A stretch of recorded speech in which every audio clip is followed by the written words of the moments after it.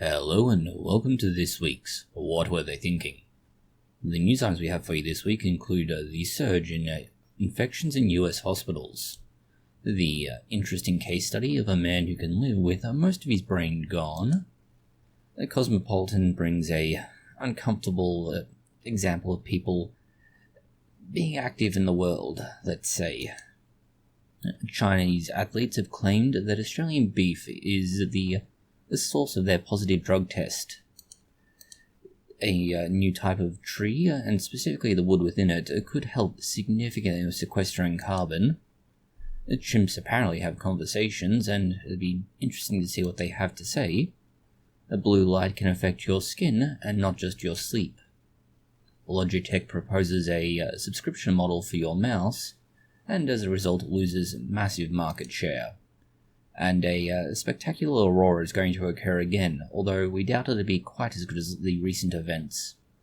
The timestamps for these and other news items can be found in the description box below. Let's start with how the US hospital system is increasing and retaining patients by giving them more infections. Well, that may be somewhat glib, but it's not necessarily incorrect either. The issue is that there is a surge in cases of infections, and specifically hospital-acquired infections, that are resistant to antibiotics in US hospitals according to the National Institute of Health.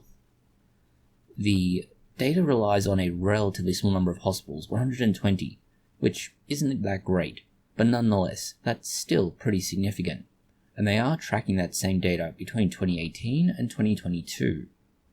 This means we have not just pre-COVID, but to the end of COVID as well. And what they've found is worrying. They've found that the jump in infection rates is big. Over the 4-year period that they're looking at, hospital-acquired infections increased by 32.5%, versus those that are acquired outside hospitals, which increased by 1.5%. That jump is pretty damn important, and remembering that this increase is in hospital-acquired infections which are resistant to medication. So for example, you have methicillin-resistant Staphylococcus aureus, or MRSA as it's often called, vancomycin-resistant Enterococcus, or VRE. There's also a number of infections that are resistant across multiple different kinds of antibiotics. And therein lies the problem. We have a huge increase in the number of instances and very little in the way of how to deal with them right now. It is possible that antibiotics in the pipeline will prove themselves to be very effective, and we've touched on some of those in other videos, but right now this is a concern, not just because the rate is increasing, but it's in hospitals, and therefore it means that the bacteria are in the hospital, and that's the problem. The next item we have for you builds on the somewhat stupidity of antibiotic resistance and how we're causing it, to someone literally missing half their brain.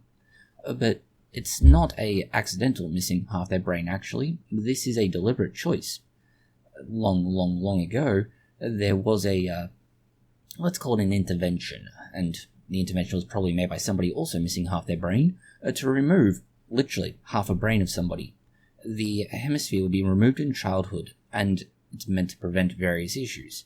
We won't go into the details, but what's important to note is that individuals who've undergone this treatment, let's call it, have been followed up on for a long time now. So it's removed as a child, and now as an adult they're being partly monitored because, well, missing half their brain, but also because kinda cool to see what's happening.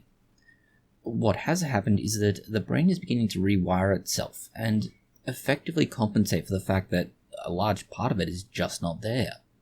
Now, to be clear about this, it's not that there is nothing that is, let's say, not exactly great, and for very obvious reasons, but to a large extent, and let's be clear about this, this is they've recovered, not back to what they were pre-operation, but they've regained a fair amount of their motor function. Some of them have extremity improvements, that is, the ability to control their hands, opening, closing, squeezing, writing, and so on. Walking independently, no behavioral problems, their language skills remain functional, their reading, memory, and so on. The weird thing here is that, for all the fact we make glib remarks about missing half their brain and being stupid, only a very small portion of the individuals, and that's described as a minority in the publication, actually have a decline in IQ, despite literally having half a brain. Further, a fairly large majority, 65%, have no seizures, and nearly half no longer require any medication, or at least not for their seizures. And so this is an indicator that, although yes, incredibly extreme and arguably crazy, it does work. It's the kind of intervention we think's kind of awesome. Stupid, but awesome. And next we have what is honestly stupid. It's well, we struggle to call this an article given the content, but let's go with that. It's an article from the Cosmopolitan rag, and it's something that really should never be, unless we're talking about ancient Greek tragedies, and similar. It's on genetic sexual attraction, something that we otherwise call incest. And the article is supposed to be about a young woman, presumably, explaining how she fell in love with her own father. Now, the very fact we have to point out that this is incest is obvious, but it shouldn't be necessary to do so. They do at least provide some context, and that can simply be described as when you are separated and isolated from biological family members, whether it is parents or siblings, and arguably possibly even children given the context of this. Upon reuniting with them, there is a sexual attraction generated. It's all kinds of messed up. All kinds. And why Cosmopolitan's even making an article on this is just plain weird. And yes, it is several years old now, but it's not as though this is the only time that they've done so. And even a brief search on their website, it comes up with 10,000 results, which is a massive worry.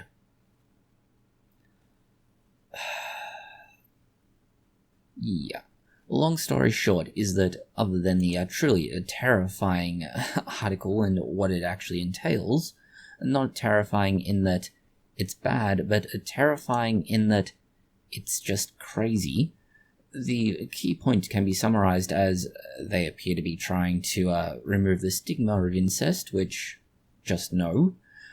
The whole situation seems to be premised on the fact that this person has a very messed up life, given that they were adopted out as a child and eventually found their parents, and then proceeded to have the weirdest of electrocomplexes, that the parenting figures they did have growing up were in no way a substitute, and certainly not a good substitute for their actual parents, given how they seem to just not help them develop as an individual, and that the emotional and psychological damage led to this messed up relationship in the end.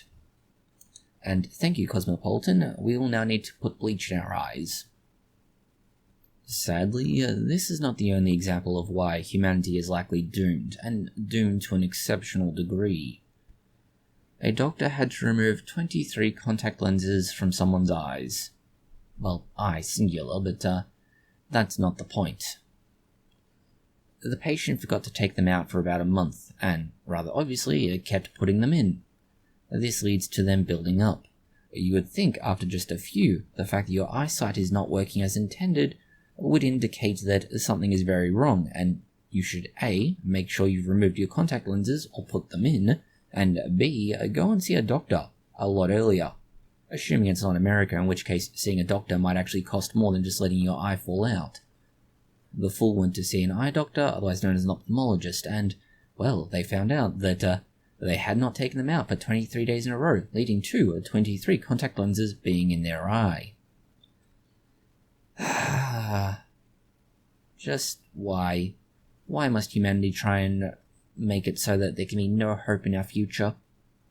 This is not even the stupidity of destroying historical artworks, trying to prove that things that are well known to work don't work, or denying reality like the Earth is a globe. This is just individual dumb. In other dumb news, and equally stupid but somewhat not surprising, China has claimed that Australian beef is responsible for one of their athletes getting a positive reading for drugs. No. Australian beef is actually surprisingly safe, given that they can't give their cattle the kind of steroids that are generally thought of when it comes to this, and it's for a simple reason. One, the cattle need to be out in the fields well away from where they are when they're growing, and it's very hard to get to them and inject them with steroids to grow, or more likely hormones, but nonetheless. Second reason, the actual drug itself has an incredibly short half-life, and we mean really short half-life.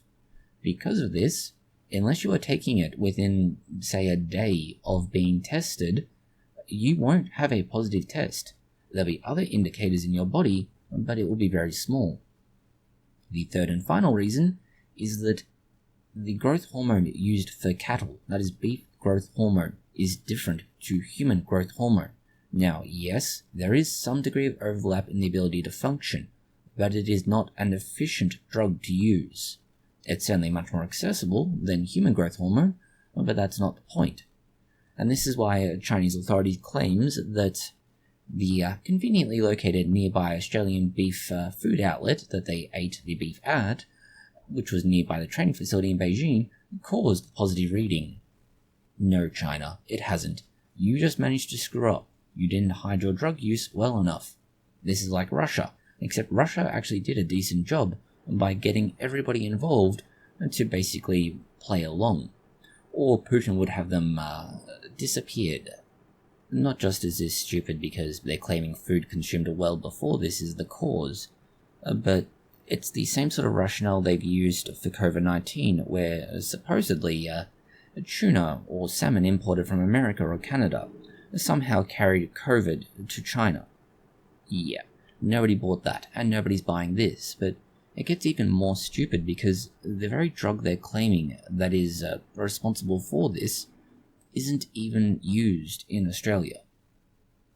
Literally, the cattle can't have it, and it's also not used because it's not as effective for what it's supposed to be. And this leads to what happened with the World Anti-Doping Agency. They're basically going, okay, China has told us that that's the cause, and therefore we'll accept it. Thank you, Olympics, for yet again exposing stupidity.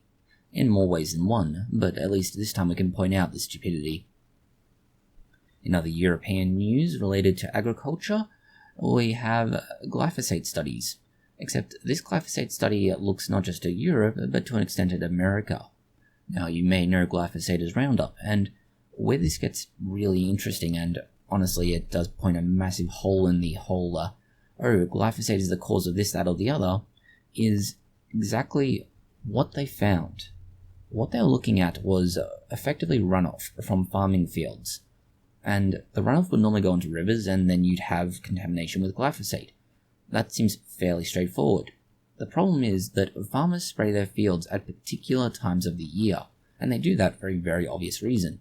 You want to kill off the growing weeds that would otherwise get in the way of your intended crops. But if you can't do that, then you obviously go with the next option, which is you have to kill them otherwise. But at that point, glyphosate doesn't work. So they use different pesticides and herbicides for, pesticides obviously for bugs and similar, but herbicides particularly for weeds. By comparing the data in Europe against data from America, they're able to establish that most of the runoff into rivers does not coincide with the runoff from things like farms. This means that the glyphosate that they're finding, particularly in those off-season periods, isn't related at all to farming, and therefore the issue is contamination isn't from farm use. Now, there are a couple of possible ways this could happen. One is simply that you have your average individual who buys it off the shelf at their big box store and goes into their backyard and sprays their weeds. The problem is they're probably spraying at the wrong time, and they're probably spraying the wrong thing. This leads to all kinds of problems, but mostly it's not going to work, and as a result it's just going to get washed off at the next rain and go into the rivers. But that's only part of the story. The other part is apparently that some of the more widely used pharmaceutical type products could also be a cause, as the chemicals from the pharmaceuticals get broken down and turned into glyphosate. And this appears to be another major source, at least as far as the study goes, for glyphosate in rivers. The other key thing here is that they found a drastic increase in rivers in the European Union, but they didn't find necessarily the same sort of corresponding jump in the USA when you compare the actual amount of glyphosate used per an area by weight. In fact, it can be said that the European area uses less than 1/5, that's less than 20% of what the USA uses per a square unit of land. That's important as they found effectively a inverse relationship, that is, as one goes up, the other goes down sort of thing. That is, as the indicators of farm use of things like glyphosate went up, the actual concentration in rivers went down, and that doesn't fit with the claims that glyphosate is causing this massive issue across the world, and obviously primarily focusing on the USA and Europe in this case. The simple summary being that it would appear, at least in this instance, that there is a strong case to be made that most glyphosate going into rivers in the end is not actually coming from farms, but instead from wastewater that is obviously being discharged due to heavy rains and going through wastewater treatment plants and basically flushing everything out, including, in this case, glyphosate. Shifting to other news related to the environment, but this time something that should set environmental activists off, but this time with celebration. Hopefully not celebration involving throwing paint over, well, rather precious artworks. It's a possibility that a new kind of wood found in a fairly common garden plant could drastically improve carbon storage ability of plants. Now, the plant itself is called the tulip tree, and it's a kind of weird thing. It's neither a hardwood nor a softwood, and so it's really not good for much other than looking pretty. Well, until now, where they found that because it's neither a hardwood, which is often a very close grain, very dense, but slow growing, or a softwood, which is often very lightweight, very open, but fast growing, you get the best of both worlds. And because we're now able to sequester carbon in the, well, obviously the wood, and particularly the cellulose, we get all those benefits. The question will be how practical this is, but it's already being implemented in some Southeast Asian countries where effectively tulip tree plantations are being used to sequester CO2. Next we have a interesting archaeological find related to animals, and it's a 520 million year old larva. Larvae being something like grubs, weevils, to a certain extent even caterpillars when they're in their pupae form. All of these are similar. What's important about this fossilized example is that it has a preserved brain and GI tract. This is arguably not the most useful of discoveries, but it does show not only advanced physiological and anatomical structures from 520 million years ago, but in an area that is at least somewhat understudied. This, other than being possibly a disgusting discovery, is somewhat important. It's not exactly a fossil that will fill a gap, like for example the evolution of humans, but what it does do is certainly add to considerably the evidence that is available. It's already fairly well accepted that there's an evolutionary pathway for these sorts of creatures, but arthropods are, well, difficult to study at the best of times, mostly because they're squishy and disgusting, but also because, well, getting them and finding them in terms of fossils is quite difficult. They're obviously not likely to wind up being buried in a way and place that is conducive to fossilization. And by no means is this thing comparable at all to the modern arthropod, but also it's 520 million years older, so it does commit a lot of information to the record for the at least older form, and where we would have to look at developing the old arthropods to get to the current arthropod. In other animal news, but at this time current animal news, we have chimps talking to each other. And as I said at the very start of this video, it'd be curious to know what they're actually communicating to each other, not just that they do communicate. Now, we know that chimps, orangutans, even gorillas can literally be taught to speak, which is incredibly disconcerting. We can also teach them sign language, which is far less disconcerting, but also not really anywhere near as useful. What the combination of these two things mean when we do this artificially does mean that, at least in theory, and certainly in demonstrated practice, chimps can communicate with gestures, that is, communicating more pronounced intentions, effectively sign language. And this is where watching East African chimpanzees has found just that. Not just do the chimpanzees communicate, but they get just as vocal and excited as humans would, where they'll literally interrupt each other, just the same way some annoying teenager would with something like "oh my god" or like sort of stupidity. It's frustrating. They were watching over 250 individual chimpanzees, and they monitored more than 8,500 instances of gestures being used. What they found, more than the fact that the chimpanzees are communicating this way and gesturing, is that there's actually differences in the rate at which they communicate. That is, the gesture's frequency and speed, and it seems that different geographically discrete populations do communicate at different speeds, just the same way humans do, with examinations of a human language finding that the not only words, but things like the content of conversations, the speed, the number of, just in general, nature of the talking is faster or slower based on where you are. Shifting from chimpanzees to the naked ape now, claims from one study that your name can literally shape your face. Now, this is going to be an interesting study, mostly because it seems very much like phrenology, but possibly it's going to, let's say, have some significance, mostly in the world of psychology and certainly in the way people are perceived. The way it works is that they presented photographs of adults, and the people were asked to give them a name, and they were basically asked which of the 4 names you've been given is the correct name, and, well, they appear to work. Not only do they work for adult faces, but for child faces too. In a way, the researchers were trying to establish whether or not it's a nature or a nurture argument. That is, does your nature decide your name, or do you grow into your name by changing the way you are to match it? By using both children and adults to test this, they're able to get a fair idea not only from having basically no experience, so naive children, versus those who are obviously older and somewhat more worldly in the form of adults. The researchers are claiming that this is more a nurture situation rather than a nature situation, as apparently children don't necessarily resemble their namesake, but adults do tend to converge on a similar appearance, or at least be more similar in appearance. And so the argument is that the people are literally biting off their nose to spite their face, to use the expression, by changing their appearance to better resemble what they think they should look like, given their name.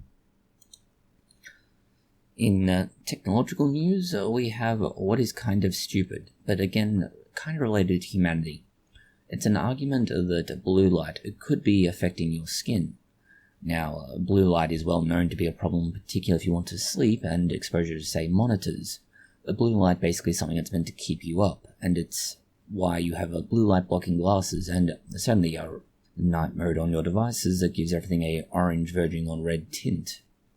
The article claims that blue light can increase skin pigmentation, which does make some sense, but you need to have a lot of exposure, and the reason this happens is simply that blue light can stimulate production of melanin. Blue light and wrinkles, which is arguably a far much more difficult argument to make, let's say, and it's entirely based on laboratory studies that, well, holding your device 1 centimeter from your skin, which, to be clear about it, is unlikely to happen. For about an hour, it can cause that to happen, but given that, most people, assuming that they're not literally sleeping on a device that's turned on, don't have that problem. Sleep disruption, which is one we've already touched on, particularly with night mode, is much better understood, and that's generally understood to be a suppression of melatonin production, and this leads to issues around the brain not accepting sleep time, and particularly if you're using devices right before going to sleep. So, blue light, it's an interesting field of study, but ultimately a lot of what they're claiming is very questionable. And you can read the full article from the conversation in the link below. In other technology-related news, we have Logitech deciding that they just want to stop selling anywhere near as many mouses. Mices? What is the plural of a computer mouse? The reason we're saying this is that Logitech has proposed the idea of having a subscription for your computer mouse. Yeah, that thing your hand sits on at the computer, and presumably while your other hand is either typing or otherwise occupied, is proposed to be paid for on an annual subscription. What do you need an annual subscription for? You physically are holding onto the hardware. The hardware does what it's going to do, as long as you click the button, move the scroll wheel, or do anything else. You don't need any software for this. More so when we're talking about a mouse that will last forever. Your typical computer mouse should last forever without needing to do anything else now. Unlike the older track wheels, the physical round wheel on the bottom of a mouse that would either wear out or get filled with lint and fluff, new laser-based mouses, whatever they are, don't have any real parts that can fail unless you get frustrated by lag and smash your mouse, in which case, well, that's not the mouse failing, that's lag. Lag der Tourette's. It's not just stupid because their idea is that software and updates to the mouse will allow you to keep it forever, but that mice can already be kept forever. They will almost effectively last without ever failing. Now, this is working on the premise of a wired mouse, which does carry certain issues around the longevity of a laser. Wireless mice are a little bit different, but they should still be more or less a forever mouse already. Why on earth would you ever need to pay, as the article describes, $200 for a mouse that would then require you to pay a subscription? There is also, of course, the final hurdle, and this is arguably one that personally annoys us, and that is, will it have Linux support? Given that they want to either have it as an app on your phone or some other sort of software on your computer, it would be kind of important that you actually provide support across all devices. Now, Linux support is going to be useful for a very, very small minority of computer users, that's your average person, but when it comes to servers, no. Servers make up the vast majority of Linux systems. In fact, most servers run Linux. And we say most in that it is the largest, let's say, proportion of servers. So having a mouse that isn't supported is going to be a huge problem, and especially for businesses, which seems to be what they're targeting. Jumping to archaeology now, we have an interesting examination of an alchemist's laboratory. Admittedly, the 17th century, but the 1600s, when science, understanding the world, and basically everything else was fairly limited. Remembering, at this time, they thought that there were 4 humours in the body, and that when these 4 humours were out of balance, you got sick. And so if they bled you, you'd get better. No, what you would get is infection and possibly death. And if nothing else, at least anemia. This is where the Danes were looking at the laboratory and found something interesting. What exactly were they doing in this laboratory, since most of the, let's be kind to them and say quasi-scientists in the form of alchemists, were actually doing. What they found from broken shards of glass were traces of nickel, copper, zinc, tin, antimony, tungsten, gold, and mercury, along with lead, which, these were fairly common examples. The idea of transmuting lead into gold is perhaps a rather famous example. A stupid example, but nonetheless a famous example.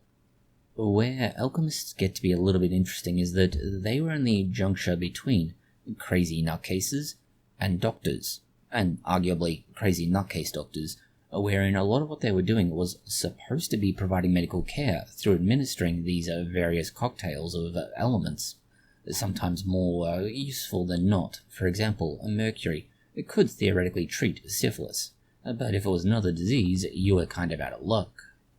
The thing that makes this particular laboratory interesting was that somehow or other they had more or less isolated tungsten, something that wouldn't happen for another 200 years after this laboratory was destroyed, which means its isolation is unique and interesting.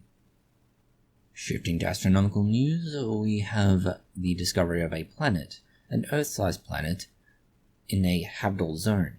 We effectively have Earth 2.0, but don't get excited just yet. First of all, the planet is called Gliese 12b, which is not a particularly exciting name. Second, it's 40 light years away, and that means you would have to travel 378 trillion kilometers to get there. So it's not exactly easily accessible, and certainly not for colonization if it's not already occupied by some sort of life. The advantage of this planet over other possible candidates is that it's, well, in relative terms, a proximity to Earth, which does make analysis of not only its atmosphere, but possibly its surface, more realistic and practical.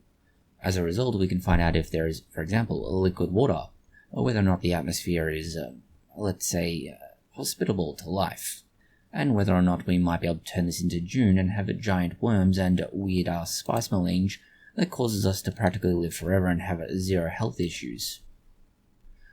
In other astronomical news, we have an incoming series of auroras that should be quite spectacular, and they're largely due to, well, the sun being the sun. It does weird shit every now and then, and in this case there are several coronal mass ejections that will occur. These are otherwise called CMEs.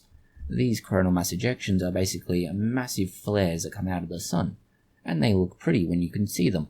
But importantly, they lead to a huge burst of various energies. These energies hit our atmosphere, and when that happens, they interact with various aspects of it, causing emission of light. That's how we get the aurora.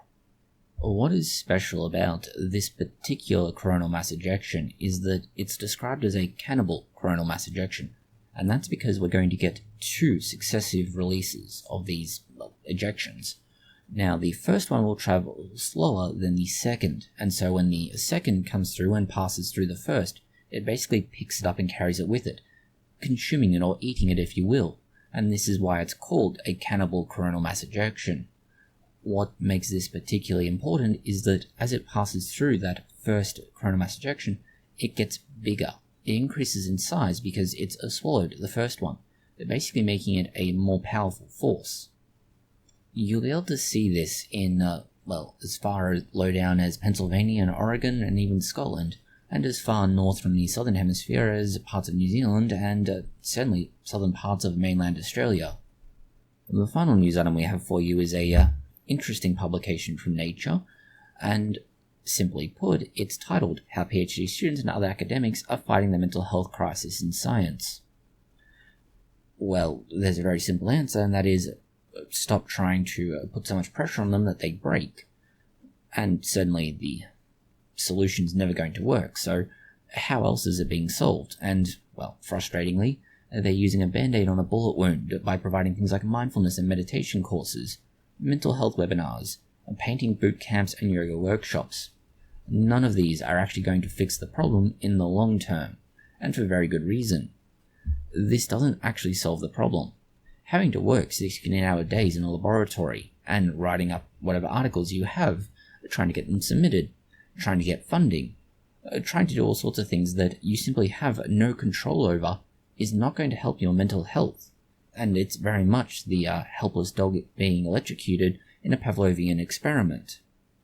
It doesn't matter what you do, you will eventually be punished, mostly through not getting funding, not getting published, and having a supervisor yell at you. As a consequence, you will just learn to be helpless, and therein lies the problem. There is no solution, at least not the way nature is presenting it, because these initiatives are not helpful. They are simply, at best, delaying the end result, and at worst, giving false hope. We have an upcoming video fundamentally on this, and particularly around the way that academia is broken, well and truly broken, when it comes to how PhDs, master's students and other postgraduates not only get treated by universities, but more or less what happens to them when they do raise issues around what's happening. That's all the news we have for you this week. Thank you for watching. If you found it interesting, consider liking, sharing, and subscribing. Please do post any comments, questions, or suggestions you have below.